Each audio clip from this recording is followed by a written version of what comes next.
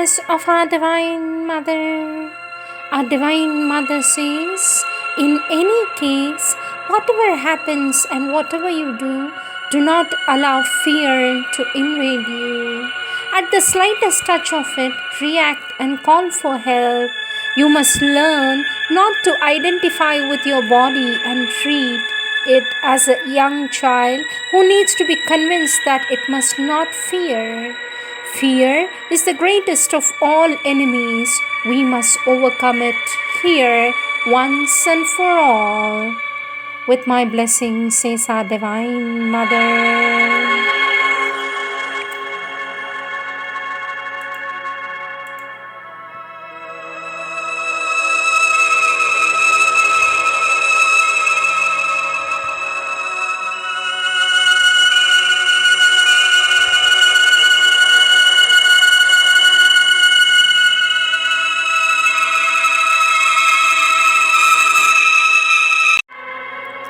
Words of our Divine Mother. From the collective works of our Divine Mother, question and answers, year 1930-31, topic endurance. Endurance, the vital's hunger for praise, signs of the converted vital. Our Divine Mother says, let endurance be your watchword. Teach the life force in you, your vital being, not to complain, but to put up with all the conditions necessary for great achievement. The body is a very enduring servant. It bears the stress of circumstance tamely like a beast of burden. It is the vital being that is always grumbling and uneasy. The slavery and torture to which it subjects the physical is almost incalculable. How it twists and deforms the poor body to its own fads and fancies, irrationally demanding that everything should be shaped according to its whimsicality. But the very essence of endurance is that the vital should learn to give up its capricious likes and dislikes, preserve an equanimity in the midst of the most trying conditions. Our Divine Mother says, when you are treated roughly by somebody or you lack something which would relieve your discomfort, you must keep up cheerfully instead of letting yourself be disturbed. Let nothing ruffle you the least bit, and whenever the vital tends to air its petty grievances with pompous exaggeration, just stop to consider how very happy you are compared to so many in this world. Reflect for a moment on what the soldiers who fought in the last war had to go through. If you had to bear such hardships, you would realize the utter silliness of your dissatisfaction. And yet, I do not wish you to quote difficulties. What I want to is simply that you should learn to endure the least insignificant troubles of your life. Of all that can be known, all flow immeasurably to one sea. All living forms became its atom home, a panacea that harmonized all life, held now existence in its vast control. A portion of that majesty he was made. At will he lived in the unoblivious reign.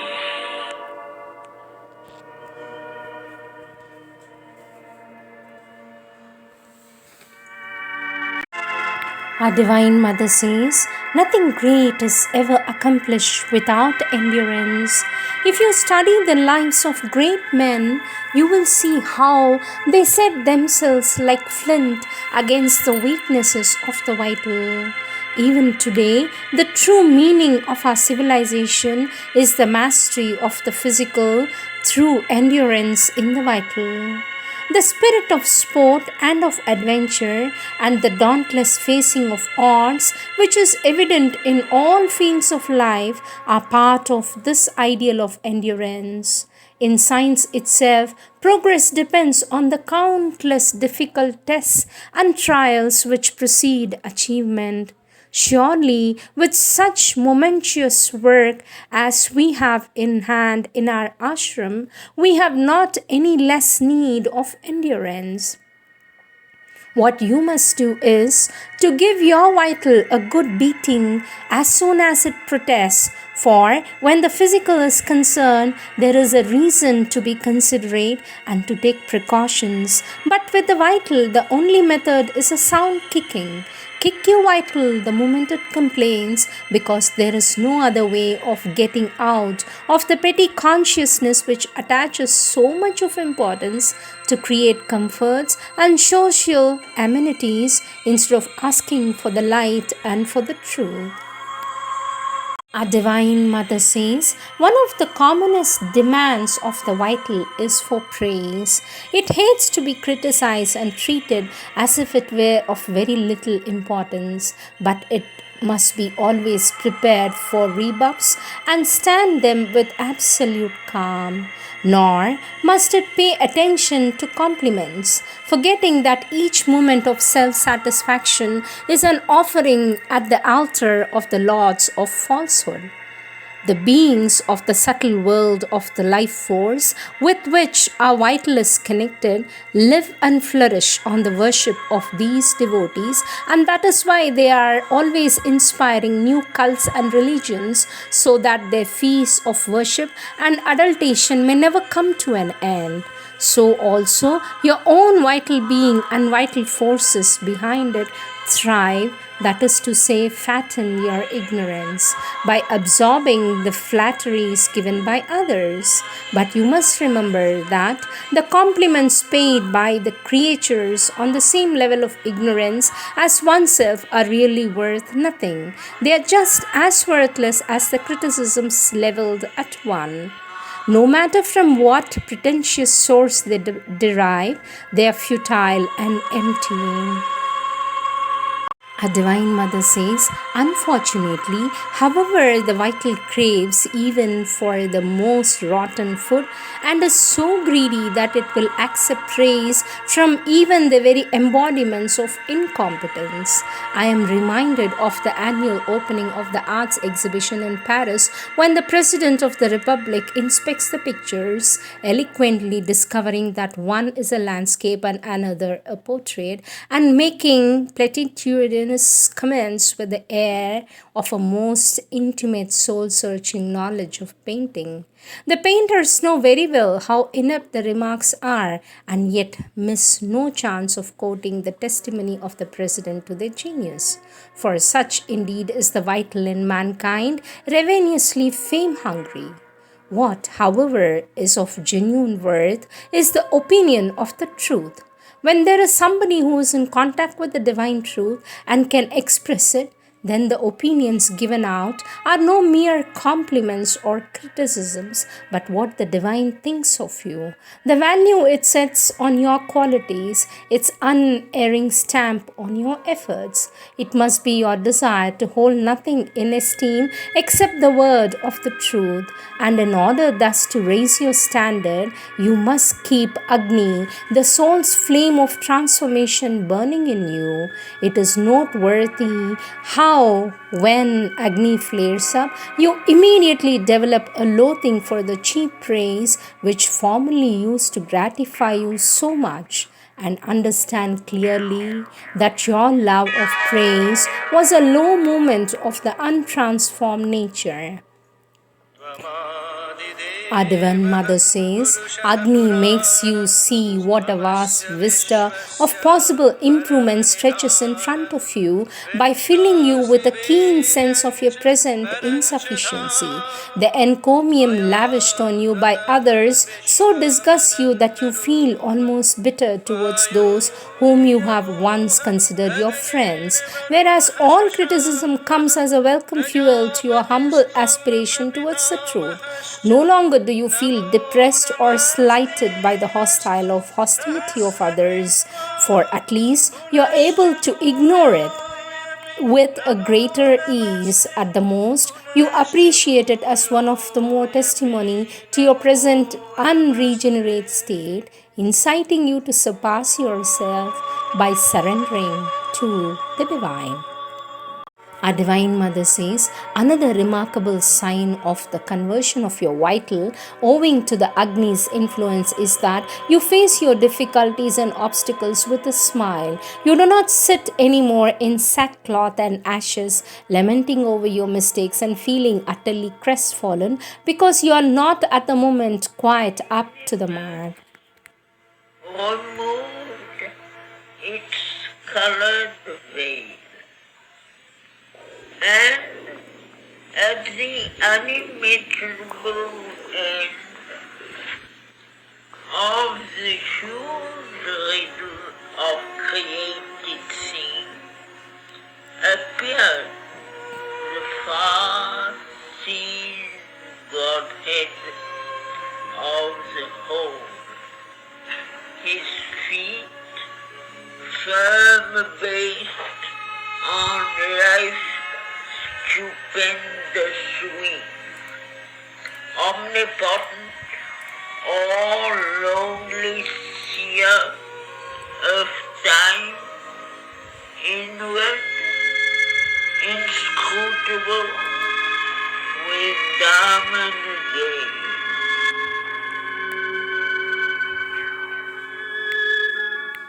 A Divine Mother says, you simply chase away depression with a smile. 100 mistakes do not matter to you. With a smile, you recognize that you have erred, and with a smile, you resolve not to repeat the folly in the future.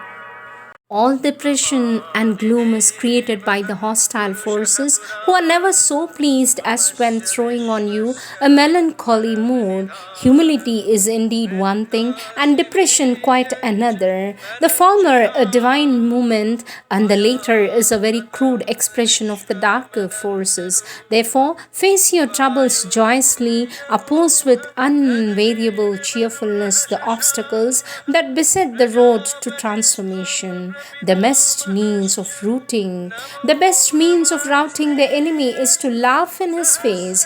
You may grapple and tussle for days, and he may still show an undiminished vigor, but just once laugh at him, and lo, he takes to his heels. A laugh of self-confidence and of faith in the divine is the most shattering strength possible, disrupts the enemy's front, spreads havoc in his ranks, and carries you triumphantly onwards.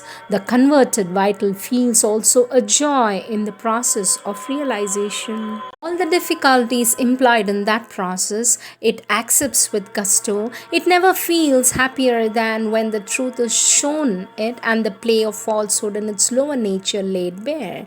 It does not do the yoga as if carrying a burden on its back, but as if it were a very pleasurable occupation. It is willing to endure the utmost with a smile if it is a condition of transformation. Neither complaining nor grumbling, it endures happily because it is for the sake of the divine that it does so. It has the unshakable conviction that the victory will be won. Never for an instant does it vacillate in its belief that the mighty work of change taken up by Sri Aurobindo is going to culminate in success. For that indeed is a fact. There is not a shadow of doubt as to the issue of the work we have in hand. It is no mere experiment but an inevitable manifestation of the supramental. The converted vital has a presence of the victory, keeps up a will towards progress which never turns its back, feels full of energy which is born of its certitude about the triumph of the divine, whom it is aware of always in itself as doing whatsoever is necessary and infusing in it the unaltering power to resist and finally conquer its enemies. Why should it despair or complain? The transformation is going to be. Nothing will ever stop it. Nothing will frustrate the decree of the omnipotent. Cast away, therefore, all diffidence and weakness, and resolve to endure bravely a while before the great day arrives when the long battle turns into an everlasting victory. These are the words of our divine.